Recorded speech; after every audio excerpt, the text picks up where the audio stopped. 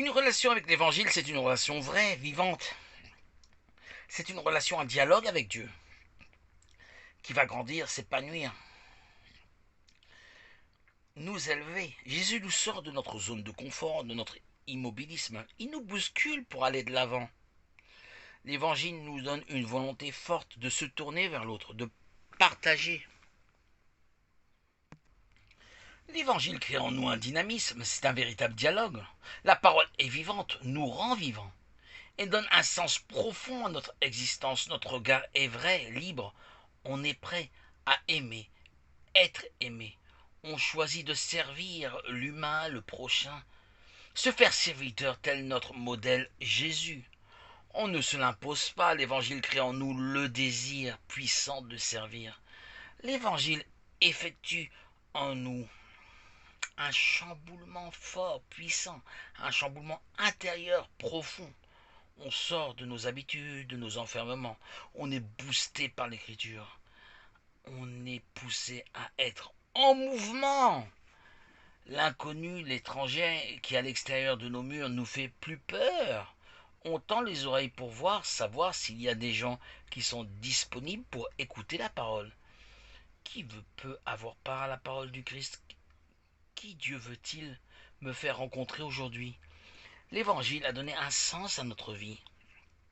En fait, la parole nous charge d'une responsabilité vis-à-vis de nous-mêmes et vis-à-vis des autres. Le Seigneur nous parle par l'Évangile. Il nous demande intuitivement: que vas-tu faire aujourd'hui de ta journée pour partager la lumière, la joie, l'amour que je te donne? Vas-tu garder cela pour toi ou veux-tu partager?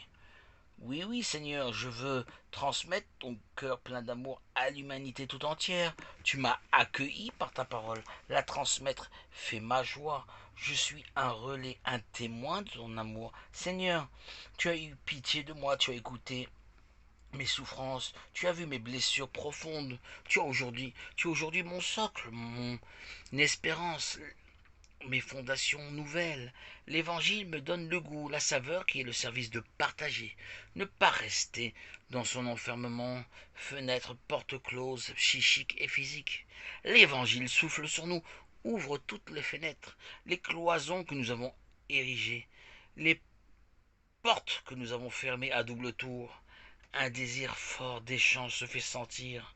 L'évangile n'est pas une démarche stérile. L'évangile active notre envie, notre désir à partager, rencontrer. Nous n'avons rien à prouver. Nous désirons communiquer notre réflexion, notre amour, notre pensée du jour. Cela se fait naturellement, il n'y a aucun sens de devoir, d'obligation. Aimer, c'est la liberté, la joie de partager dans un temps à nous qui devient aussi celui de l'autre. Parce que nous lui communiquons ce que nous vivons. C'est bien là que se trouve la force, la grâce de Christ à travers nous, qui est communicant. Nous sommes disciples de Jésus-Christ par cette rencontre qui s'établit par l'Évangile, que j'appellerais personnellement le véritable témoin de Dieu, l'authentique témoin de Dieu. La parole est le reflet parfait de l'Esprit Saint. Il est le relais qui nous communique la joie de Dieu, l'amour de Dieu, sa venue réelle sur terre. Elle n'est pas imaginaire. Dieu Jésus est bienvenu sur terre. Son amour est transcrit, rédigé dans l'Évangile. Dieu est amour, son Évangile nous le prouve. Que l'on vive dans un château, dans une chaumière, une baraque à HLM. Notre rang social n'a aucune importance, notre place n'a aucune importance. S'il nous trouve dignes de son amour, il nous confie son Fils et par lui nous libère. Nous sommes appelés.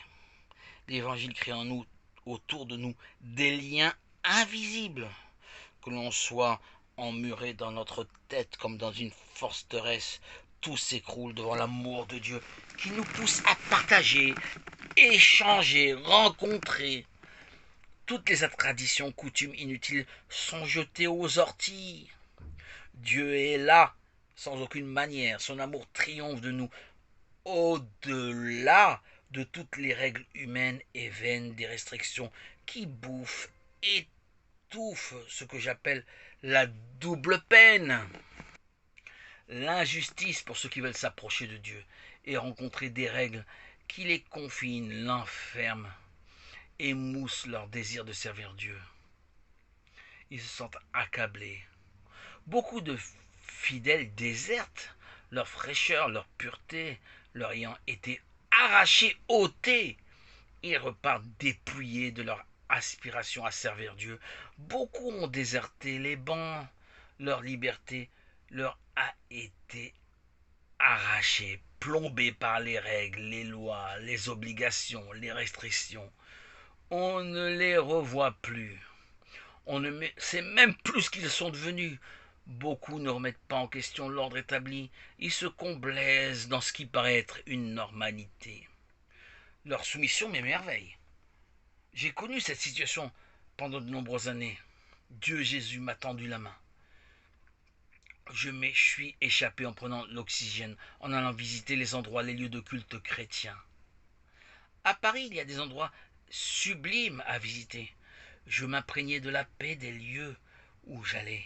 Je me servais pour prendre des prières, des fascicules d'informations dans les présentoirs à l'entrée de chaque église où j'allais me trouver, que je rencontrais et que je côtoyais par pur hasard, coïncidence, dans mes promenades dans Paris.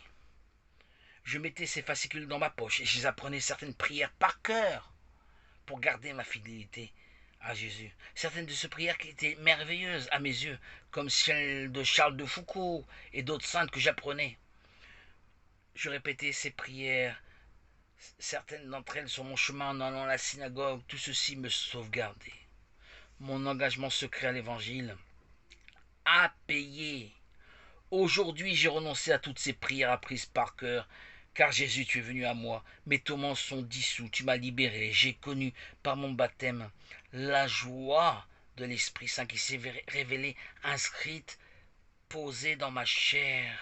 Ta vérité m'a sauvé, Seigneur, redonné une dignité, une raison d'être, une raison de continuer, d'avancer, de vivre réellement et tout simplement, sans réciter des prières sans fin qui ne servent à rien et qui camouflent le contact direct qu'on pourrait avoir dans la relation avec Dieu.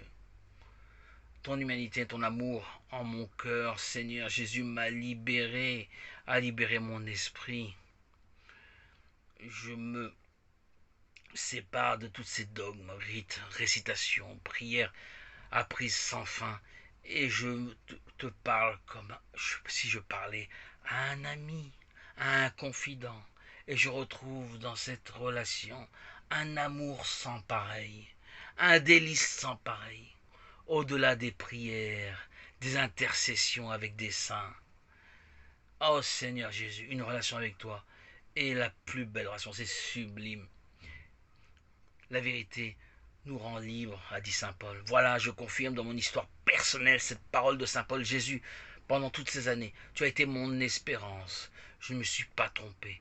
Aujourd'hui, tu me réjouis. Je n'ai jamais été aussi heureux de toute mon existence à mes 53 ans, 2 ans après mon baptême à 51 ans, le 26 septembre 2019. Ah, c'est une résurrection constante, permanente, une renaissance sans fin. Ça fait 2 ans que je vis une vie merveilleuse en toi, Seigneur Jésus. Jésus, j'ai eu confiance en ton amour. Pour ton nom, je te chante à jamais. Tu es mon unique ambition. Je suis témoin, Christ, de cette vie, de cet amour que tu me donnes, que tu m'illumines et qui m'inonde et m'envahit. Je ne connais plus le mal qu'est la tristesse, la dépression chronique, la bipolarité qui m'a fait souffrir pendant des années, médicamenté pendant des années. Aujourd'hui, je suis libéré de tous ces médicaments humains, ces souffrances humaines. Je ne marche plus dans la vallée de la mort. Tu as triomphé en moi, Seigneur. Aujourd'hui, encore et toujours, ma joie t'est éternelle. Aujourd'hui, je vis ta sainteté, je vis ton amour, je vis la joie sainte. Quel bonheur, Seigneur Jésus, d'avoir cru en toi, d'avoir été baptisé. Gloire à Dieu au plus haut des cieux. Et paix sur la terre aux hommes qu'il aime. Merci, Seigneur, de m'avoir prédestiné à ce merveilleux cadeau qu'est le baptême, de m'avoir choisi, élu pour faire partie de ton corps, Seigneur Jésus. Gloire à Dieu au plus haut des cieux. Et paix sur la terre aux hommes qu'il aime.